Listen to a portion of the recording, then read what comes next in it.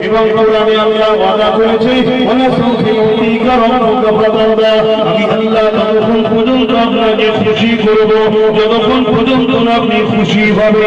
এই হাদিস আয়াতের তাফসীর মুফাসসিরিনরা এবং হযরত আবু হুরায়রা রাদিয়াল্লাহু তাআলা আনহু বলতে নিয়েছে, আমার নবী তিনার উম্মতদেরকে এত ভালোবাসে, এই আয়াত থেকে আমরা জেনে যেতে পারি যে আমার নবীর একটাও উম্মত যতক্ষণ পর্যন্ত বাকি থাকবে নবী আমার ততক্ষণ খুশি হবে না।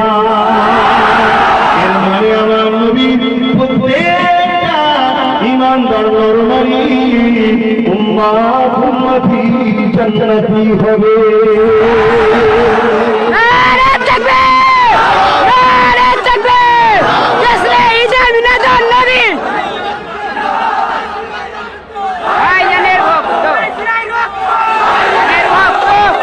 সেই নবীকে ভালোবাসবে, এই মেসেজ তো আমরা এটাই দিই। আমি তো আপনাদেরকে ধরে ধরে আমার গোলাম বানাচ্ছি না, আজ আমার গোলামি করছি।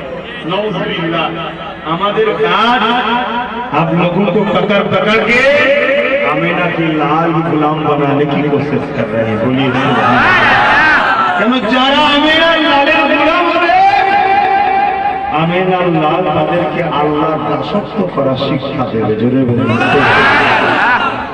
আমাদের ঘরে মুহাম্মদ রাসূলের কদমে যেতে হবে, মুহাম্মদ রাসূল আমাদেরকে আল্লাহর প্রকৃত দাসত্ব শিখাবে। যেমন সিদ্দিক আকবর, সিদ্দিক ছিল না, শুধু আবু বকর ছিল।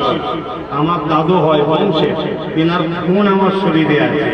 আমি খানদানে রাসূলুল্লাহর কিন্তু রক্তে সিদ্দিক আকবরের। তিনি তো সিদ্দিক ছিল না, হযরত ছিল না, আমার নবীর কদমে গেছে, নবীর ইশারায় চলেছে, নবীর গোলামি করেছে, রাসূল তিনাকে সিদ্দিক আকবর বানিয়ে দিয়েছে। হযরত উমর, হযরত ছিল না, ফারুক ছিল না, सिर्फ उमर थे। आका के कदमों में आए, आका ने फारूक आजम बना दिए हैं। बोलिए सुभान अल्लाह। আসুন আমার নবীর কদমে আসুন, নবীকে প্যার করুন, নবীকে ভালোবাসুন, নবীকে মহব্বত করুন। নবীর মহব্বত যেখানে পাবে সেখানে জুড়ে জুড়ে গিয়ে বসবেন। সেটা আব্বাস সিদ্দিকী হোক আর হযরত হোক, যেই হোক, যেখানে দেখবেন নবী দিচ্ছে নবী সেখানে থাকবেন।